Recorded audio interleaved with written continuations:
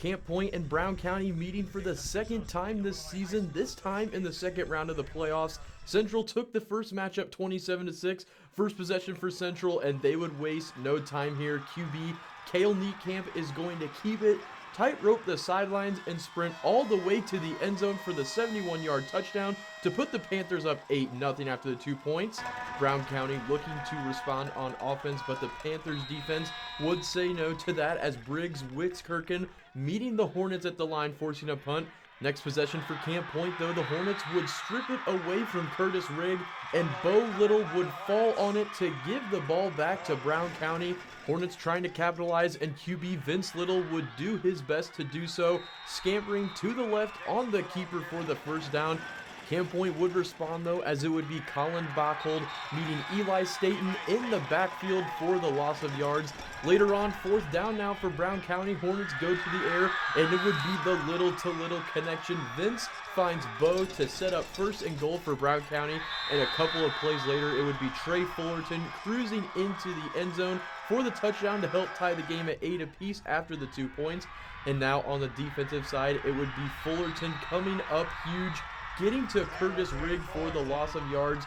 Third down and 21 now for Central. Panthers go to the air, and Neatcamp would find Curtis Rigg down the middle for the huge gain to get the offense into Brown County territory. But Camp Point would fumble the ball once again as it would slip out of Caden Neatcamp's hands. Hornets fall on it to get the ball back. First play on for possession, it would be Jack Sefton taking the ball inside the 20 for the huge gain to keep the offense rolling. And then it would be Vince Little keeping itself, running it in to give the Hornets the lead. Fake me out a bit, but still the Brown County Hornets score. Brown County would attempt the 2-point conversion from longer out following a penalty, but that didn't matter as Little would find Sefton for the 2 points. 16-8 Hornets now. That would be the score entering the half.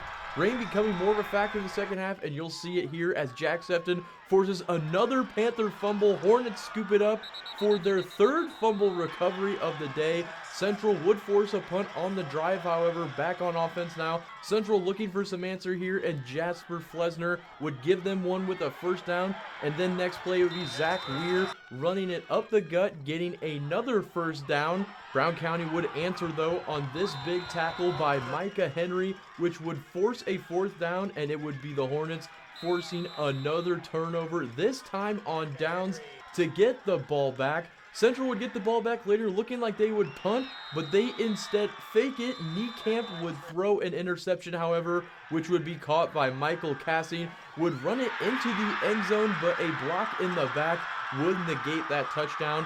Hornets looking to chew clock now, and it would be Eli Staten punching it up the middle for the first down. And then a couple of plays later, Hornets go back to the well with Staten getting another first down, and that would pretty much do it. Brown County defeats the undefeated Camp Point Central Panthers 16-8 to set up a date with Carrollton in the quarterfinals.